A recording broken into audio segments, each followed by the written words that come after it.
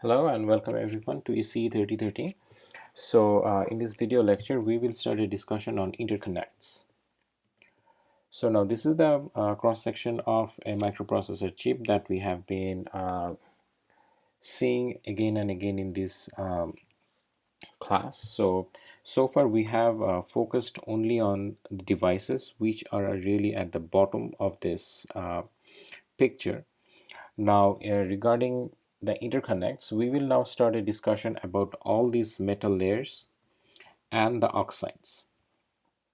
So these metal layers basically carry the signals to the devices as well as they provide the power supply voltage as well as they distribute all the clock signals to the different logic gates, logic blocks. So one thing is that these oxides, so basically these are the metals, all these structures that you're seeing. As you go from top to bottom, the size of these metal wires decrease. As you can see, their size is decreasing as you go from top to bottom. And in between these metal layers, what you have is an oxide. So oxide is an insulator that does not conduct any current. So these oxides, these are also called interlayer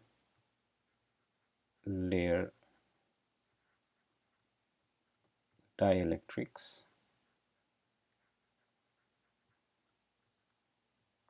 or ILD. Alright, so now interconnects are important. So as we have seen again and again that the number of devices in our transistors are increasing significantly, almost doubling every 18 months. Now at the same time, the amount of wires or interconnects are also increasing. The amount of wires or interconnect is also increasing. And as we have seen in one of the earlier lectures that even in the 2007 node, there were as long as 21.5 miles of wires or interconnects.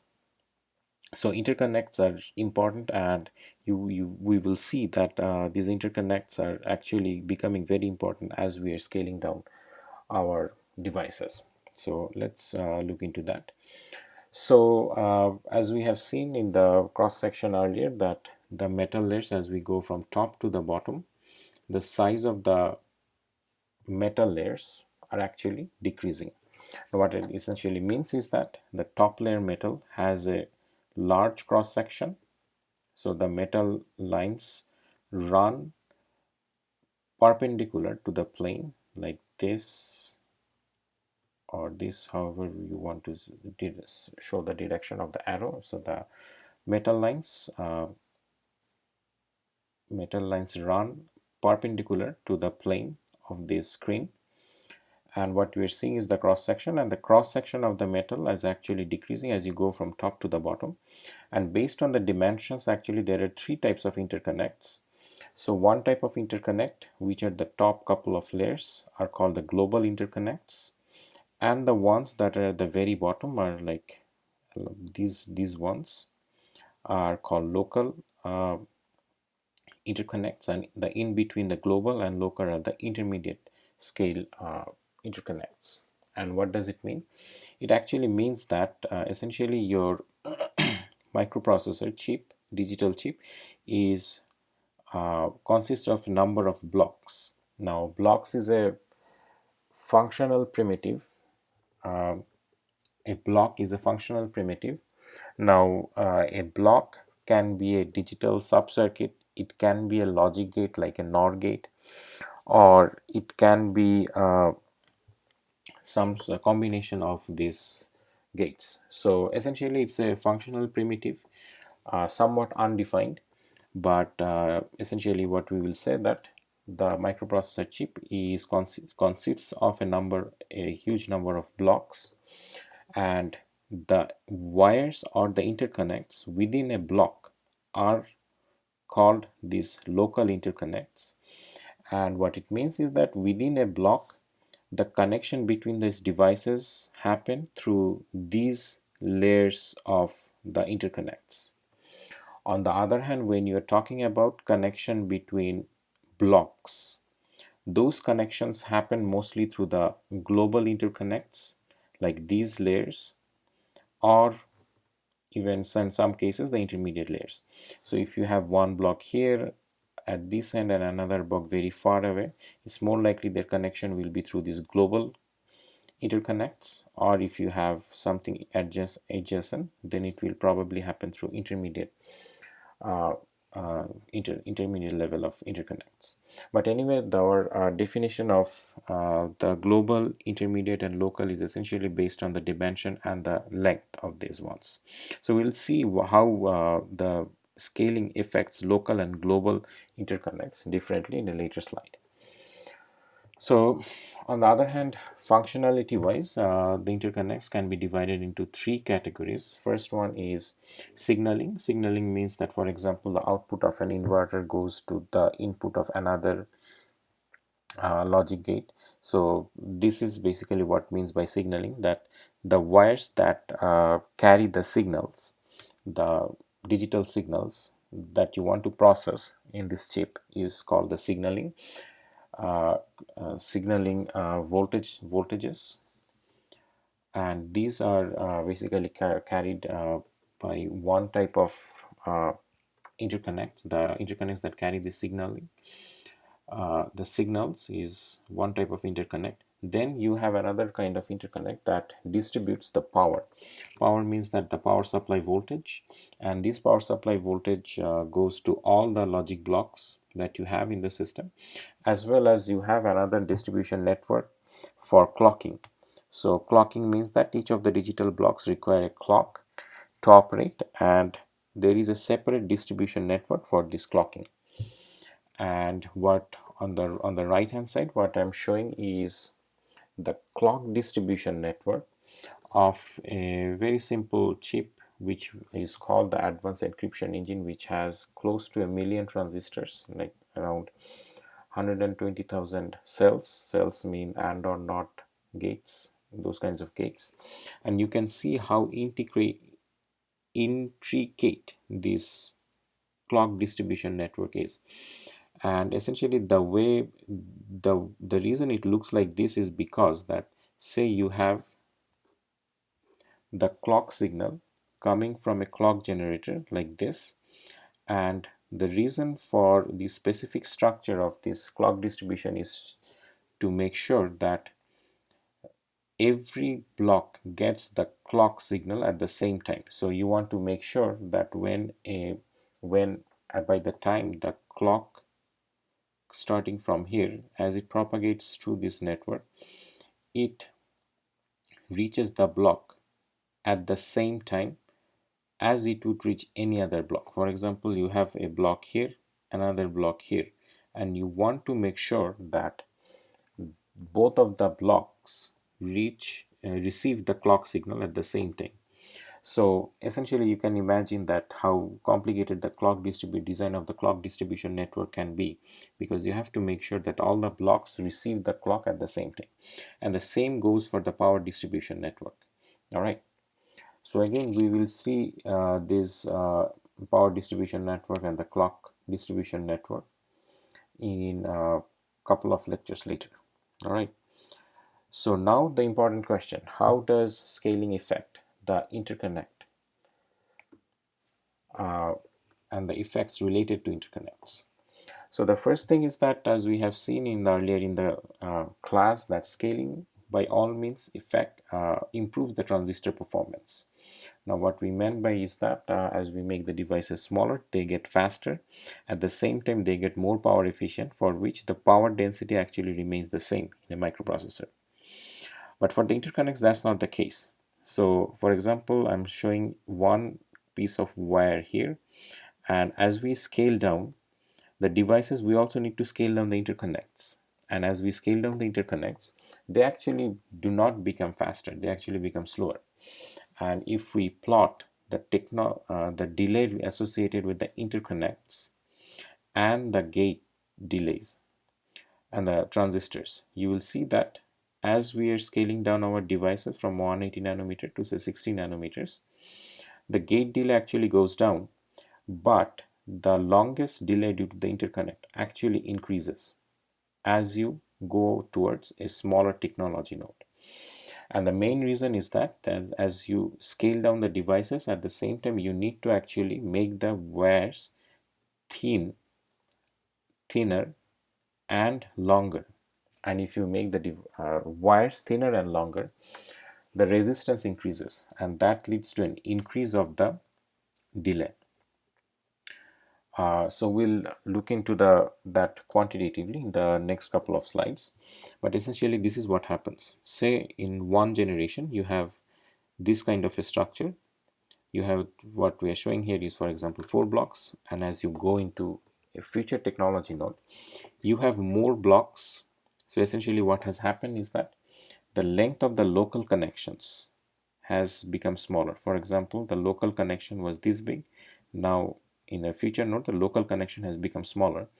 But what is happening is that the global connection actually becomes longer. The reason is that in this particular case, what we have assumed is that the chip area actually increased. And as a result, the distance between two widely separated blocks actually increases. And as a result, what happens is that the global connections actually become longer. The local connections become shorter, but the global connections become longer. And this has an important effect when it comes to the longest interconnect delay. All right. So this compares the how the cross section of a microprocessor chip will change. It will look like if you do scaling by one generation. So this is nth generation, and this is generation n plus 1, and you can see that the metal layers. So the first of all, of course, the devices has become smaller, and to support the devices, smaller devices, your interconnect width and the height has also decreased. So let's look at it into more details as to how the scaling effects on interconnect work. So for this, we are following a classic paper that came out of Stanford in 1982. That's a pretty old paper, but this essentially captures all the basic important things that we need to know regarding interconnect scaling. All right. So first of all, again, let's define a block. Block is an undefined functional primitive, which can be a NOR circuit, it can be AND circuit, it can be a memory element, it can be a register, or it can be a digital subcircuit. All right, and what you can see is that all the device dimensions actually became smaller in the in a later generation of the technology. All right, so let's look at a few definitions here. So first, let's look into this cross section. So these are the wires or the interconnects. So these are what we are seeing here is two interconnects. And first of all, the interconnect length is L. So the interconnect length is L. Now the gap between the interconnect is given by Ls. The width of the interconnect is given by W, and the height of the interconnect is given by H. All right. On the other hand, the distance between the interconnect and the silicon wafer, the bulk of the silicon is XOX. All right. So now, first thing is that, okay, so for this sake, we just say that the length of the interconnect is LL. Okay. So first, what is the resistance of this piece of wire? And the resistance of the wire is simply resistivity multiplied with length divided by width and the height. So length is this much, width is this much, and height is this much. Okay. So now then there is a capacitance between the wire and the ground, which is CWG, W to G. And you can just think about a parallel plate capacitor. So the capacitance is epsilon naught, epsilon naught. Epsilon naught is the dielectric constant of this oxide material here. The width, so the area is width multiplied with the length of the wire and divided by the gap between the interconnect and the silicon, which is XOX. All right. And then you have another capacitance, and that capacitance is the capacitance between this metal wire and this metal wire. Now for this capacitance, if you think about two wires that are parallel like this, the effective area of for capacitance will be the length multiplied with the height. So the capacitance between the wires is height of the wires multiplied with the length, and the gap between them is Ls. So HLL over Ls multiplied with epsilon naught, epsilon ox. Alright, so then the total line capacitance CL will be the capacitance between wire and ground plus the capacitance between the wires. Okay, so this should have been WW. Alright, okay, so then finally the total line delay will be proportional to the resistance of the metal line multiplied with the total line capacitance, which is CWG plus CWW. All right. And then what is the density of current that flows through the wire? That will be essentially be proportional to the on current of the device multiplied with the area divided by the area of the wires. So essentially the current is flowing through this way. So the on current is flowing through this way. So the current density will be this current multiplied with the cross section of the metal wire, which is WH. Okay. So first we will see how scaling affects the different parameters for local interconnects.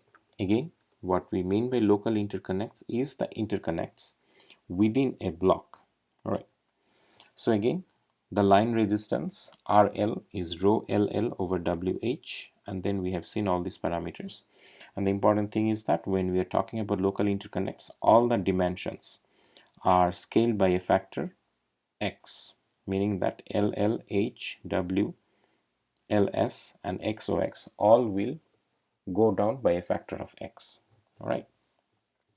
So let's first see what happens to RL in the nth generation, and this is simply R rho LL W over H, and in the n plus 1 generation this will be simply rho LL is replaced by LL over X, W is replaced by X, H is replaced over H over X, and essentially what you get is that the resistance of the nth n plus 1 generation is resistance of the n plus generation multiplied with a factor of X. So what it essentially means is that the local interconnects, their resistance will actually increase by a factor of X. However, if you look at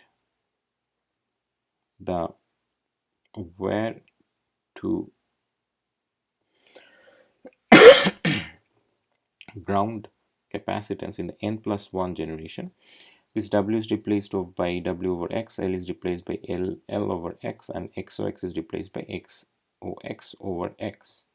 So what you will see is that this line capacitance actually goes down by a factor of X, and similarly the capacitance between the lines, which is WW of the n plus 1 generation, will also be going down by a factor of X. All right. So the total delay due to the line capacitances and line resistances will actually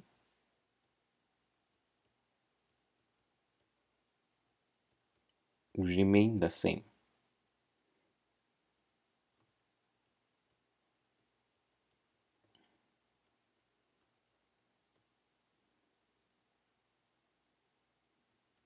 Because the resistance of the line goes up by a factor of x, but the line capacitance goes down by a factor of x. So essentially the line delay will remain the same. On the other hand, what happens to the current density? So current density we have seen is that Jn plus 1 is I on n plus 1 over W over x multiplied with H over x. But from the previous analysis, we know that on current actually goes down by a factor of x.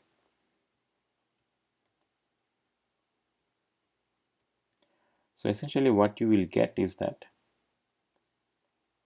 current density in the n plus generation will actually be a factor of x higher than the current density in the nth generation.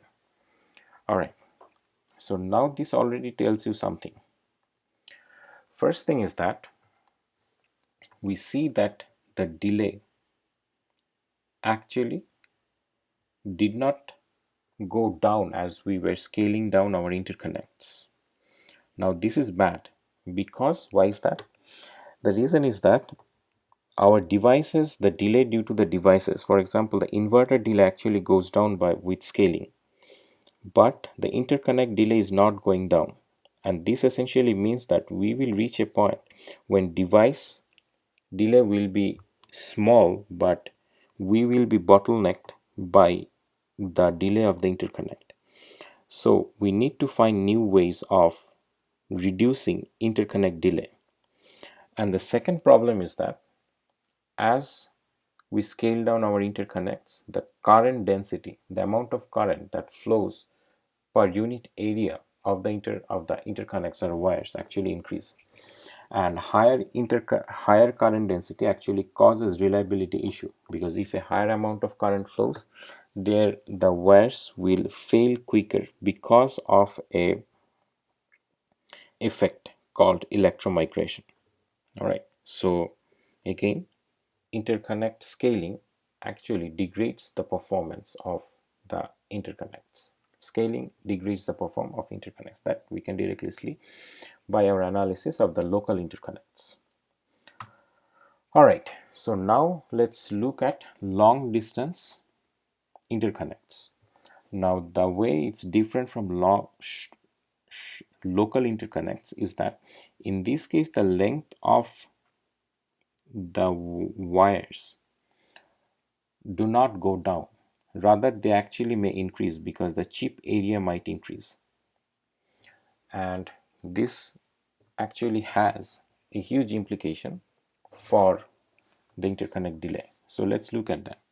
So again, what we have seen before is that line resistance RL n plus 1.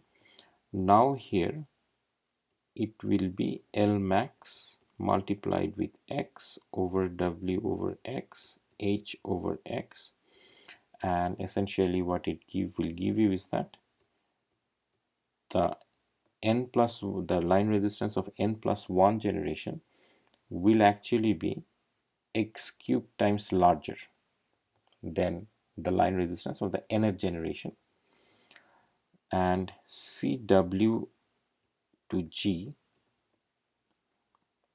So Cw to G, this one will be replaced by 1 over x. This will be, okay, so let's do it. Epsilon naught epsilon ox W over x L max to x over x O x over x. So these x's will cancel out. So C W over G N. So it will increase by a factor of x. And where to where capacitance will also change like this.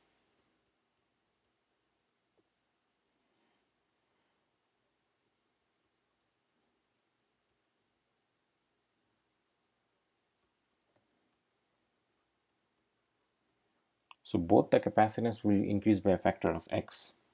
And as a result, what you can see is that n plus 1 generation, the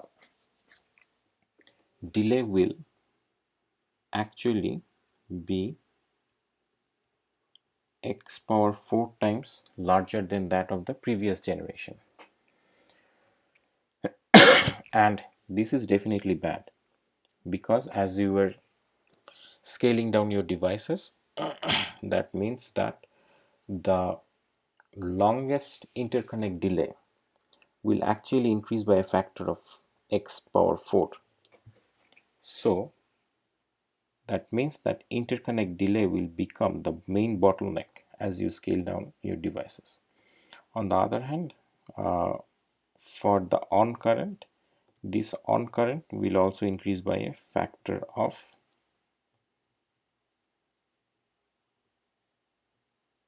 x, so, as we have seen for local interconnects. So by all means, with scaling, devices become more efficient, they get faster, but interconnect by no means get faster. They actually become slower. So what to do about it? So the main thing that we need to do about is to interconnect, come up with new solutions to interconnects. And the first thing is that we need to use, in the newer generation, we need to use lower resistivity metals as interconnect. And the reason is that, as we have seen, that rho, RL is rho multiplied with L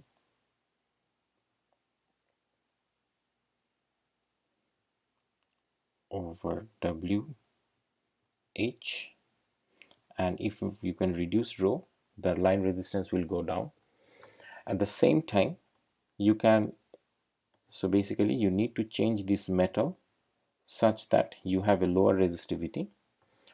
On the other hand, to reduce the delay, you can use a new dielectric constant material which has lower dielectric constant than what is used.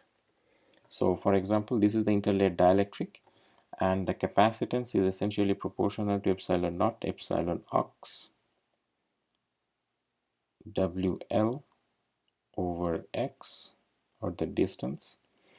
And what you can see is that if you can reduce this epsilon ox, then your capacitance between this metal layer to this metal layer, or say this metal layer to the silicon, the CW to G, both will reduce if you can change this epsilon ox to a newer value, in a slower value. And then there is another technique that we will talk about in one of the later lectures, that is to use buffers to improve the delay in global interconnects or long distance interconnects.